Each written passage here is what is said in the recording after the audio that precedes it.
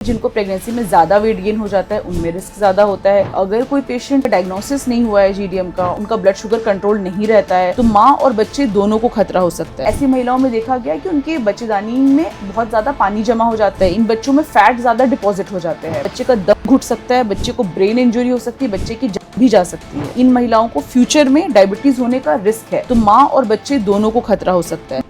आज की एपिसोड में हम बात करेंगे जीडीएम यानी कि जेस्टेशनल डायबिटीज मेलाइटस को लेकर। ये प्रेगनेंसी में किस कंडीशन को कहते हैं और इससे जुड़ी बहुत सारी सवाल हैं, उसी सवालों का जवाब आज हम जान लेंगे। नमस्कार, मैं मोप्रिया और आज हमारे साथ है गौरी देवी हॉस्पिटल से गायनेकोलॉजी डिपार्टमेंट का प्रोफेसर डॉक्टर मुशर्रफा मसीह खान। मैम, आपको बहुत बहुत स्वागत है। Hello, I'm Dr. Mushraffa Masih, working as an assistant professor in Department of Obs and Gynae in Gauri Devi Hospital, Rajband. Ma'am, पहले ही हम जानना चाहेंगे कि जीडीएम क्या है। ये मतलब प्रेगनेंसी में किस कंडीशन को कहते हैं? देखो, जीडीएम मतलब जेस्टेशनल डायबिटीज़ मेलाइटस। ये वो कंडीशन है जिसमें एक प्रेग्नेंट महिला को पहली बार प्रेगनेंसी में रेस्ड ब्लड शुगर डायग्नोज होता है। इसको आप प्रेगनेंसी वाला डायबिटीज़ भी कह सकते हो, बिकॉज इन महिलाओं में प्रेगनेंसी के पहले ब्लड शुगर नॉर्मल होता है एंड ज़्यादातर महिलाओं का डिलीवरी के बाद भी ब्लड शुगर बिल्कुल नॉर्मल हो जाता है। मैम, इसका रिस्क किन महिलाओं को होता है? बेसिकली हर प्रेग्नेंट महिला को प्रेगनेंसी में जीडीएम होने का रिस्क है, बट कुछ महिलाओं में ये रिस्क ज़्यादा होता है, जैसे कि जिन महिलाओं का बीएमआई ज़्यादा है, वज़न ज़्यादा होता है प्रेगनेंसी के पहले, या जिनको प्रेगनेंसी में ज़्यादा वेट गेन हो जाता है उनमें रिस्क ज़्यादा होता है। जिन महिलाओं की माता पिता भाई बहन को डायबिटीज़ है उनमें रिस्क ज़्यादा होता है। जिन महिलाओं को पीसीओडी जैसे कंडीशन है उनमें रिस्क ज़्यादा होता है। या फिर जिन महिलाओं की पिछली प्रेगनेंसी में बच्चे का वज़न 4 kg से ज़्यादा, या फिर पिछली प्रेगनेंसी में किसी महिला का बच्चा पेट में ख़राब हो गया हो, उन महिलाओं को जीडीएम होने का रिस्क ज़्यादा होता है। मैम, प्रेगनेंसी के दौरान जीडीएम हुआ है ये कैसे पता चलता है? ज़्यादातर महिलाएं प्रेगनेंसी में जिनको डायबिटीज़ होता है उनको कोई साइंस कोई सिम्टम्स नहीं होते हैं, कुछ भी प्रॉब्लम महसूस नहीं होता है। इसीलिए बहुत ज़रूरी है कि हर महिला को प्रेगनेंसी में डायबिटीज़ के लिए स्क्रीन किया जाए। अब कुछ महिलाओं का ये क्वेरी होता है कि डॉक्टर, हमारा तो फास्टिंग एंड पीपी प्रेगनेंसी के पहले एंड प्रेगनेंसी के बाद नॉर्मल है, तो फिर आप हमें जीडीएम के लिए क्यों स्क्रीन कर रहे हो? प्लीज़ नोट, जिनका फास्टिंग एंड पीपी नॉर्मल होता है, हम उन महिलाओं को ही प्रेगनेंसी में जीडीएम के लिए स्क्रीन करते हैं। और स्क्रीन करने के लिए हम 2 टाइप के टेस्ट यूज़ करते हैं, एक है डिप्सी और एक है ओजीटीटी, जिनमें हम महिलाओं को 75 ग्राम्स ग्लूकोज पीने के लिए देते हैं। उसके 2 घंटे बाद वापस से ब्लड शुगर मेजर करते हैं, और जिनका ब्लड शुगर कट ऑफ से ऊपर आता है उनको हम जीडीएम लेबल करते हैं। अब एक चीज़ यहाँ नोट करिए, जिनका फास्टिंग एंड पीपी ऑलरेडी बढ़ा हुआ है, वो तो ऑलरेडी डायबिटिक है, उनको हम जीडीएम के लिए स्क्रीन नहीं करेंगे। तो बेसिकली जीडीएम स्क्रीनिंग उन फीमेल्स के लिए जिनका फास्टिंग एंड पीपी नॉर्मल है। मैम, अगर किसी को जीडीएम डायग्नोस हो गया है तो इसके बाद वो क्या कर सकते हैं? सबसे पहली चीज़ जो आपके डॉक्टर आपको कहते हैं जीडीएम डायग्नोज होने के बाद, वो है लाइफस्टाइल मॉडिफिकेशन। अब इसमें आता है डाइट एंड एक्सरसाइज। डाइट में बेसिकली आपको डायबिटिक डाइट लेना है, आपको खाना कम नहीं करना है, बट खाने को अपने मॉडिफाई करना है। जैसे आप दिन में 3 मेजर मील्स, जैसे आपका ब्रेकफास्ट लंच डिनर होता है, वो लेना है, प्लस 3 माइनर मील्स, इसमें स्नैक्स आते हैं, बट स्नैक्स में हेल्दी स्नैक्स लेना है। फॉर एग्जाम्पल, एक डायबिटिक डाइट जो एक प्रेग्नेंट फीमेल को लेना चाहिए, मैं उसका एक एग्जाम्पल दूंगी आपको। ब्रेकफास्ट में जैसे 2 मूंग दाल का चीला या 2 बेसन का चीला प्लस कोकोनट एंड पीनट की चटनी ले सकती हैं। दिन 11 बजे स्नैक्स में 1 गुआवा ले सकती हैं। प्लीज़ नोट, जेस्टेशनल डायबिटीज़ में हम कुछ फ्रूट्स खाने को मना करते हैं, जैसे हो गया मैंगो, लीची, वाटरमेलन एंड ग्रेप्स, बनाना। ये सारे फ्रूट्स में ग्लाइसेमिक इंडेक्स हाई होता है, शुगर रेज हो सकता है, इसीलिए हम ये फ्रूट्स डायबिटिक फीमेल्स को अवॉइड करने बोलते हैं। But best fruit for diabetic female is guava, तो डेली 1 गुआवा खाने से आपका प्रोटीन एंड आयरन रिक्वायरमेंट पूरा हो जाता है। Next cheese is lunch. तो लंच के लिए हम डायबिटिक फीमेल्स को ये कहते हैं कि आप अपनी थाली को 4 इक्वल पार्ट्स में डिवाइड करिए। एक पार्ट में आपका कुक्ड वेजिटेबल्स होना चाहिए, एक पार्ट में सैलड होना चाहिए, एक पार्ट में राइस या रोटी होना चाहिए, एक पार्ट में दाल, एग, फिश और चिकन होना चाहिए। Then coming to evening snacks, 4 to 5 PM में ये डायबिटिक महिलाओं को रोस्टेड चना चाट या फिर मखाना खा सकते हैं। एंड डिनर में 2 chapati and 1 cup bowl of vegetables खा सकते हैं। Again at 10 PM 1 glass of milk without sugar ले सकते हैं। Now coming to the next part, exercise. Exercise is very important in GDM for blood sugar control. Exercise में GDM, जिन patients को GDM diagnose हुआ है, ये जो पेशेंट डायबिटिक है, 30 मिनट्स मॉर्निंग वॉक और 30 minutes exercise, moderate intensity exercise is very good.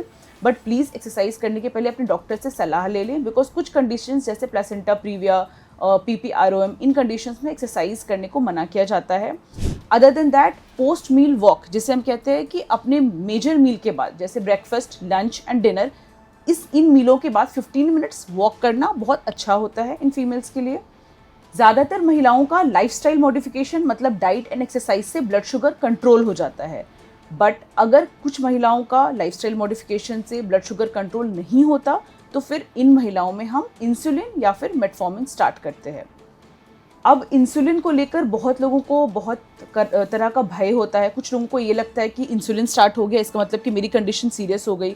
कुछ लोगों को ये लगता है कि एक बार इंसुलिन स्टार्ट हो जाए तो फिर दोबारा बंद नहीं होगा, बट ऐसा नहीं है।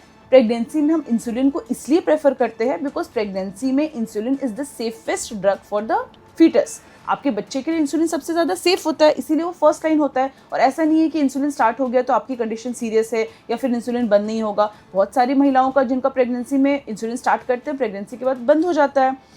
ऑल्दो इंसुलिन सबसे सेफ है, बट बहुत सारी महिलाओं को इंसुलिन लेने में प्रॉब्लम होता है। जैसे कुछ महिलाओं को इंजेक्शंस नहीं पसंद, कुछ खुद से नहीं ले पाती, कुछ महिलाओं को सुविधा नहीं है कि वो ब्लड शुगर मॉनिटर कर पाए, बिकॉज इंसुलिन लेने पे आपको ब्लड शुगर मॉनिटरिंग रिक्वायर्ड होता है। तो इस कंडीशन में सेकेंड लाइन ड्रग, जिसको मेटफॉर्मिन कहते हैं हम, वो भी बहुत, जितनी भी स्टडीज़ अभी तक हुई हैं उसमें सेफ पाया गया बच्चे के लिए, तो हम लोग ओरल ड्रग मेटफॉर्मिन भी स्टार्ट कर सकते हैं।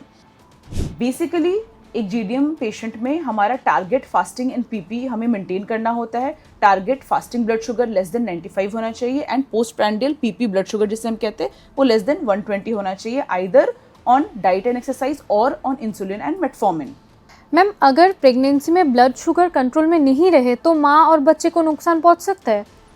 देखिए, अगर कोई पेशेंट डायग्नोज्ड है जीडीएम या उनका डायग्नोसिस नहीं हुआ है जीडीएम का और वो उनका ब्लड शुगर कंट्रोल नहीं रहता है, तो माँ और बच्चे दोनों को खतरा हो सकता है। अब माँ में ये खतरा हो सकता है कि मदर को, अगर किसी को रेज्ड ब्लड शुगर है और उन्होंने कंट्रोल नहीं किया है, तो इनको प्रेगनेंसी में बीपी बढ़ने का भी खतरा है, जिसकी वजह से और भी कॉम्प्लिकेशंस हो सकते हैं।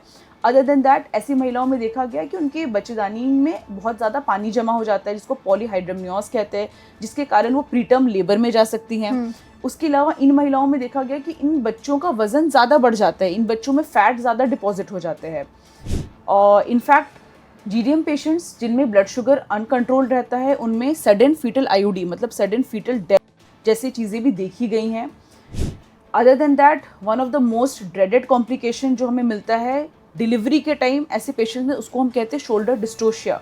शोल्डर डिस्ट्रोशिया वो कंडीशन है जिसमें जब जीडीएम के पेशेंट्स लेबर में जाते हैं, जब उनका डिलीवरी का टाइम होता है, तो बच्चे का सर बाहर आ जाता है बट शोल्डर्स अंदर ही अटक जाते हैं, जिसके कारण बच्चे को एस्फिक्सिया हो सकता है, बच्चे का दम घुट सकता है, बच्चे को ब्रेन इंजरी हो सकती है, बच्चे की जान भी जा सकती है। अब अगर बच्चों में देखा जाए, अगर किसी पेशेंट को जीडीएम है और उसने अपना ब्लड शुगर कंट्रोल नहीं रखा गया है, तो उनके बेबीज़ को रेस्पिरेटरी डिस्ट्रेस, जिसको हम कहते हैं कि सांस लेने में दिक्कत, पैदा होने के बाद सांस लेने में दिक्कत हो सकती है, उनके ब्रेन में, उनके इंटेस्टाइन्स में प्रॉब्लम हो सकती है। डिलीवरी के बाद उनका, बच्चों का ब्लड शुगर बहुत लो हो सकता है, बहुत दिनों तक बच्चों को एनआईसीयू में रखना पड़ सकता है। क्या डिलीवरी के बाद जिन महिलाओं को जीडीएम हुआ था वो नॉर्मल लाइफस्टाइल लीड कर सकते हैं?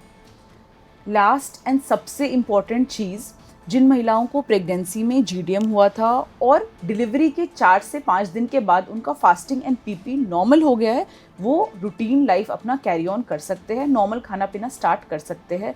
बट एक चीज़ याद रखें, इन महिलाओं को फ्यूचर में डायबिटीज़ होने का रिस्क है, तो ये महिलाएं डिलीवरी के 6 वीक्स बाद फिर से अपना ब्लड शुगर रिपीट करें एंड ईयरली हर साल अपना ब्लड शुगर रिपीट करके फास्टिंग पीपी चेक करें एटलीस्ट 3 साल के लिए। मैम, आपको बहुत बहुत धन्यवाद। आप लोगों ने सुना हमारे विशेषज्ञ ने क्या कहा। अगर इस बारे में और भी कुछ जानकारी आप लोगों को चाहिए तो हमारा YouTube चैनल है, वहाँ पर कमेंट कर सकते हैं या फिर हमारा हेल्पलाइन नंबर दिया हुआ है, उस पर भी संपर्क कर सकते हैं। तब तक स्वस्थ रहिए, सचेत रहिए। धन्यवाद।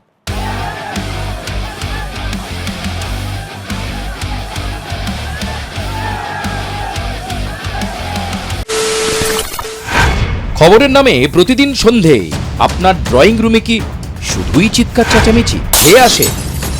বিতর্কের নামে চলে গালাগালি আর কাদা ছোড়াছুড়ি। এবার সময় পরিবর্তনের, কারণ আমরা কান ফাটানো চিৎকারে বিশ্বাস করি না, আমরা বিশ্বাস করি খবরের সত্যতায়।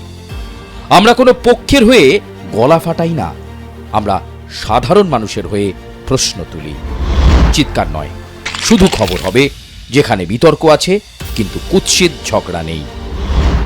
সঠিক তথ্য, বিশ্বস্ত খবর।